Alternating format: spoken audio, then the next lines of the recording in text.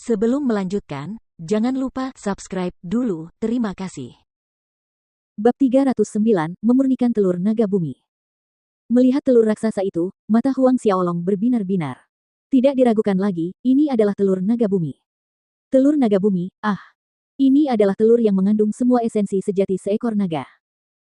Huang Xiaolong sangat gembira, setelah memurnikan esensi naga sejati dari telur ini, ada kemungkinan besar dia akan menembus ke puncak ordo ke-10 Xiantian akhir.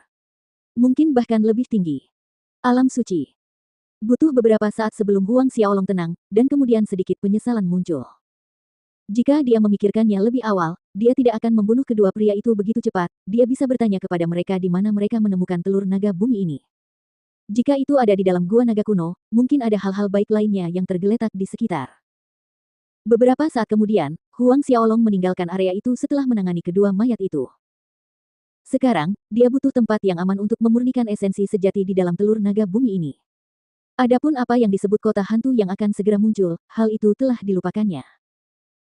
Setiap kali kota hantu muncul, kota itu akan tetap terbuka selama 1 bulan sebelum menghilang lagi, bergerak setelah dia memurnikan esensi naga masih belum terlambat.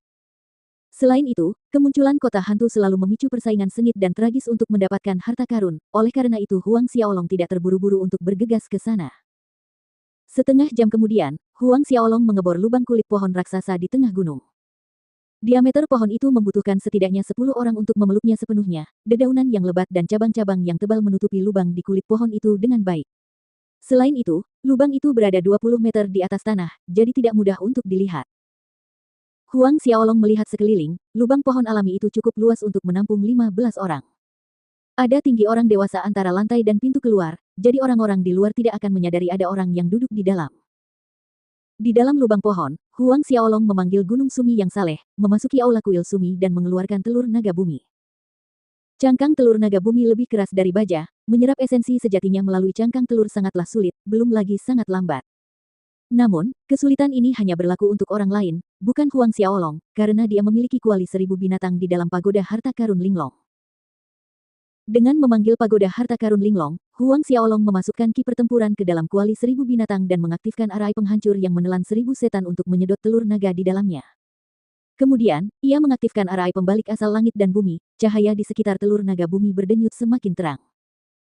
10 menit berlalu, cahaya kuning terang dari unsur tanah merembes keluar dari celah tutup kuali 1000 binatang dan untaian energi kecil mengalir keluar. Meskipun untaian energi ini kecil, energi yang terkandung di dalamnya sangat mengejutkan. Huang Xiaolong sangat gembira melihat ini, telapak tangannya menamparkan tutup kuali dan menyedot saripati telur naga bumi ke dalam tubuhnya. Dengan cepat menjalankan taktik Asura untuk memurnikan energi yang melimpah dari telur naga bumi.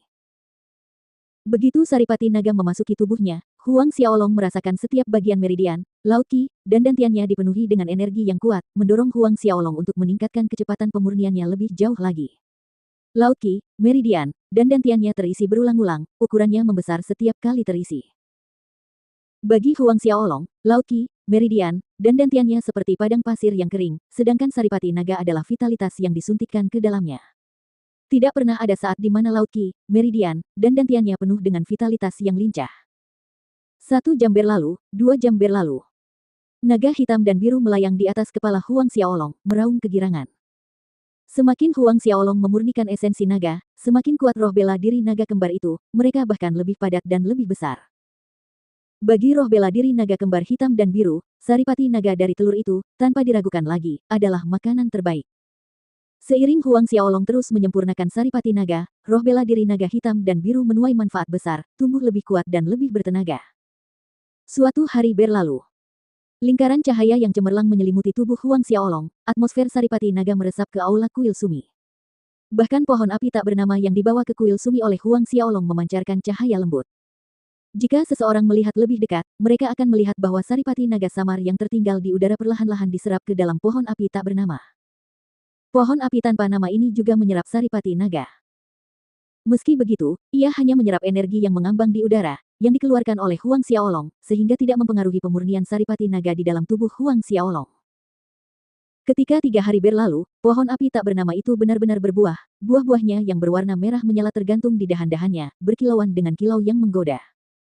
Waktu terus berjalan dan segera 10 hari berlalu. Lingkaran cahaya cemerlang di sekitar Huang Xiaolong bertambah kuat, menerangi kuil Sumi dalam prisma warna pelangi. Sementara pohon api tanpa nama menyerap saripati naga, ia malah menumbuhkan lingkaran yang lebih besar, dedaunannya yang rimbun bagaikan awan api yang mengepul, bersinar dengan warna emas kemerahan. Huang Xiaolong duduk di tengah formasi 10 Buddha, dan secara kebetulan, di area yang diselimuti oleh gumpalan awan api. Dari kejauhan, dia tampak seperti naga api yang sedang tidur. Dibandingkan dengan 10 hari yang lalu, atmosfer di sekitar tubuh Huang Xiaolong telah meningkat lebih dari 2 kali lipat. Setengah bulan berlalu. Pada hari itu, cahaya menyilaukan yang memenuhi aula menghilang secara tiba-tiba. Waktu dalam aula luas itu seakan berhenti ketika sebuah energi cahaya yang mengagumkan meledak dari siluet Huang Xiaolong, mengguncang langit dan bumi. Naga agung mungkin membanjiri aula, berasal dari Huang Xiaolong. Ketika Huang Xiaolong membuka matanya, langit di dunia luar di atas pohon raksasa itu berubah dengan cepat. Setengah bulan, Huang Xiaolong butuh waktu setengah bulan untuk menyelesaikan pemurnian energi dari telur naga. Jumlah esensi naga di dalam telur dimaksudkan untuk menetaskan naga sungguhan, jadi singkatnya, Huang Xiaolong memurnikan naga. Sekarang, setiap inci tubuh Huang Xiaolong, laut qi, meridian, darah, dan daging mengandung energi dan esensi murni seekor naga. Kekuatan naga yang melonjak yang memenuhi aula itu milik Huang Xiaolong sendiri, dan bukan roh bela diri naga kembar hitam dan biru. Saat memeriksa kondisi fisiknya, Huang Xiaolong menemukan bahwa meridian dan pembuluh darahnya melebar 5 hingga 6 kali lipat dan juga jauh lebih kuat. Selain itu, setiap pembuluh darahnya seperti naga sungguhan, melahap dan menyerap energi spiritual setiap saat. Di ruang di atas dantian Huang Xiaolong, esensi sejati berkumpul seperti potongan-potongan kristal cair. Ini, Huang Xiaolong terkejut dan gembira. Kekuatan internal dantiannya telah sepenuhnya, berubah menjadi esensi sejati. Bentuk kristal cair dari esensi sejati ini tampaknya memiliki kekuatan yang lebih kuat dari yang dia duga. Dengan setiap siklus lengkap, dia bisa merasakan kekuatan fisiknya meningkat. Kultivasi ki pertempuran Huang Xiaolong mencapai puncak ordo ke-10 Xiantian akhir.